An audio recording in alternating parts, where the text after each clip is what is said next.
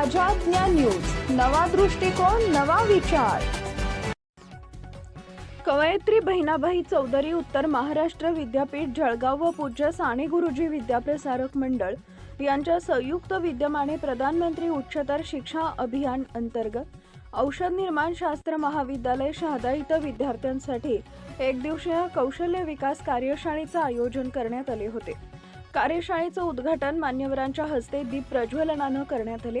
यावेळी माजी अधिष्ठाता व सेवानिवृत्त प्राचार्य डॉक्टर आर.एस. पाटील, विधितज्ञ ॲडव्होकेट प्रीतम निकम, सचिन बाळासाहेब खोचरे धाराशिव, वक्त्या प्राध्यापक माधुरी पवार तसेच महाविद्यालयाचे प्राचार्य डॉक्टर एस.पी. पवार आदी उपस्थित होते।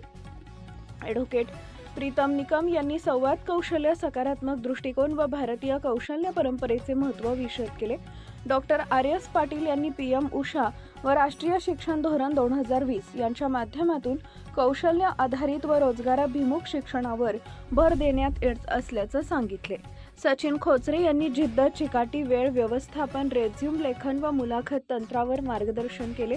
प्राध्यापक माधुरी पवार यांनी आत्मजाणीव, भावनिक बुद्धिमत्ता, निर्णय क्षमता व तणाव व्यवस्थापन या कौशल्यावर सविस्तर मार्गदर्शन केले।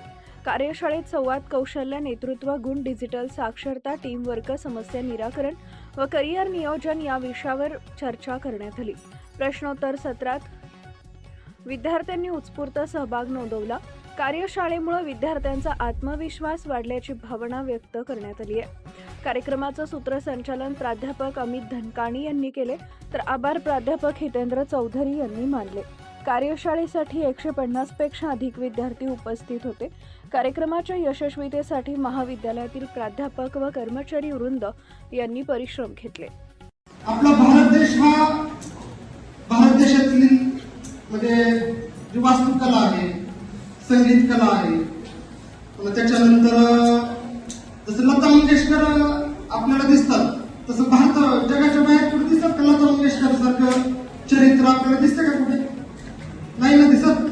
म्हणजे जे त्यांना बघणारे मिलियन मध्ये व्ह्यूज जास्त असतील अजून कदाचित। म्हणजे शकीरा नावाचे एक गायक आहे, माहिती आहे का नाही?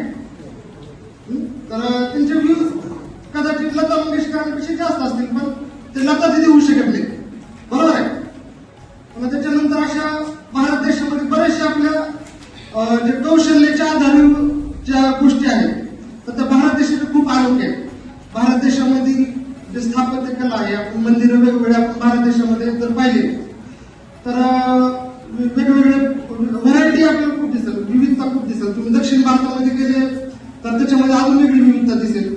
2047ला विकसित भारत कसा असेल या संदर्भात त्यांचं मत, विद्यार्थ्यांचं मत, म्हणजे तुमच्यासारख्या विद्यार्थ्यांचं मत ऐकून घेण्यासाठी म्हणून त्यांनी अनेक विद्यार्थ्यांना प्रदान केलं होतं। अनेक राज्यांमधले, अनेक जिल्ह्यांमधले विद्यार्थी त्यात आले होते आणि आपल्या महाराष्ट्रातली एक श्वेतांबरी तुमच्याच फार्मसीची विद्यार्थिनी होती, मला वाटतं नागपूरच्या महाविद्यालयाची विद्यार्थिनी, तिने अतिशय छान भाषण दिलं आणि तिने असं म्हटलं होतं तिच्या भाषणामध्ये की मैं उस देश का, मी माझ्या याचं सांगतो, मैं उस देश का नागरिक हूँ जिस देश में छत्रपति शिवाजी महाराज और महाराणा प्रताप जैसे राजा राज्य करते थे।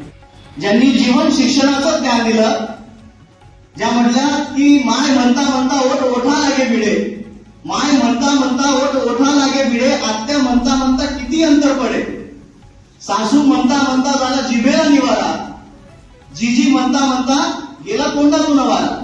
अशा विद्याज्ञानाचं आणि जीवन शिक्षणाचं भर देणाऱ्या या खानदेशच्या कवयित्री बहिणाबाई चौधरी, ज्यांना विद्यापीठाचं नाव देण्यात आलं आणि एक वैभव त्यातून प्राप्त झालं, अशा सगळ्या महामानवांना, महापुरुषांना मी या ठिकाणी वंदन करतो।